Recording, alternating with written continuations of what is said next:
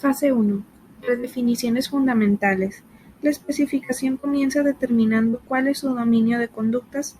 Si el constructo no está claramente definido, hay que seguir una serie de recomendaciones. Las definiciones. Fase 2. Instrumentos para medir variables de interés del área de estudio y la investigación. Fase 3. Identificar el conjunto de conceptos o variables a medir para observaciones, registros y mediciones obtenidas.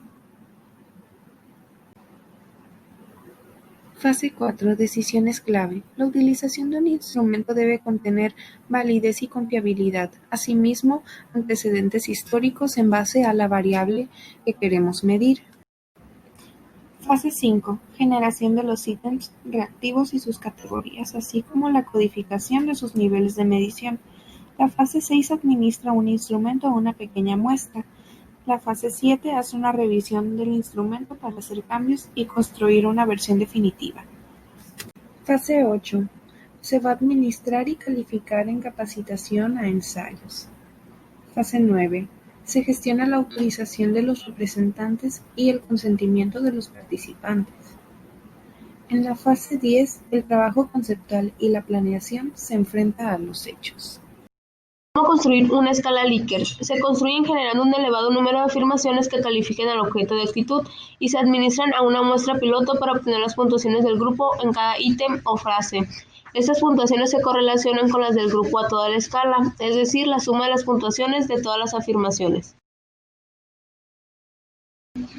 Y las frases o reactivos cuyas puntuaciones se correlacionen significativamente con las puntuaciones de toda la escala se seleccionan para integrar el instrumento de medición.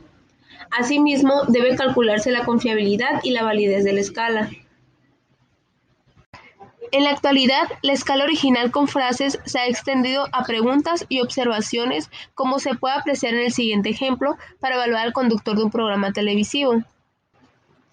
También se puede incluir la escala dentro de la pregunta. Por ejemplo, ¿está usted fuertemente a favor, más bien en contra o fuertemente en contra del aborto cuando la mujer ha sido violada? En la pregunta se eliminó la categoría central o intermedia. El método de completar frases incluye frases incompletas respecto al objetivo de actitud y a estas se les agrega un continuo que sirve como base para respuestas claves, como se muestra en el ejemplo. Pasos para construir un sistema de observación. Número 1. Definir con precisión el universo de los aspectos, eventos o conductas a observar. Qué y quién o quiénes se van a observar y por cuánto tiempo. Número 2. Especificar las circunstancias de la observación, dónde y cuándo se van a conducir dichas observaciones.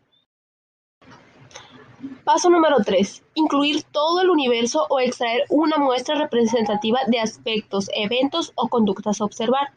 Paso número 4. Establecer y definir las unidades de observación, por ejemplo, observar una conducta agresiva cada vez que se presente en un determinado paciente.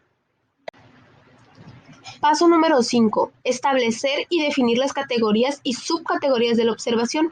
En este, como en los demás métodos de medición, se asume que las variables han sido definidas conceptual y operacionalmente de forma adecuada para que el observador realice correctamente las tareas de discriminación, que es su función central.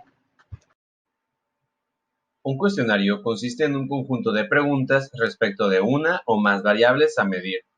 Pero ojo, este debe ser congruente con el planteamiento del problema e hipótesis. Existen dos tipos de cuestionarios, los cerrados y los abiertos, y el contenido de las preguntas de cualquier cuestionario será tan variado como los aspectos que éste intente medir. Preguntas cerradas son aquellas que contienen opciones de respuesta que ya están previamente delimitadas. Estas son más fáciles de codificar y de analizar. Preguntas abiertas. Estas no delimitan las alternativas de respuesta y son útiles cuando no hay suficiente información sobre las posibles respuestas de las personas. Las partes de un cuestionario se dividen en 4. En la portada, en la introducción, en instrucciones que se encuentran alrededor de todo el cuestionario y finalmente los agradecimientos.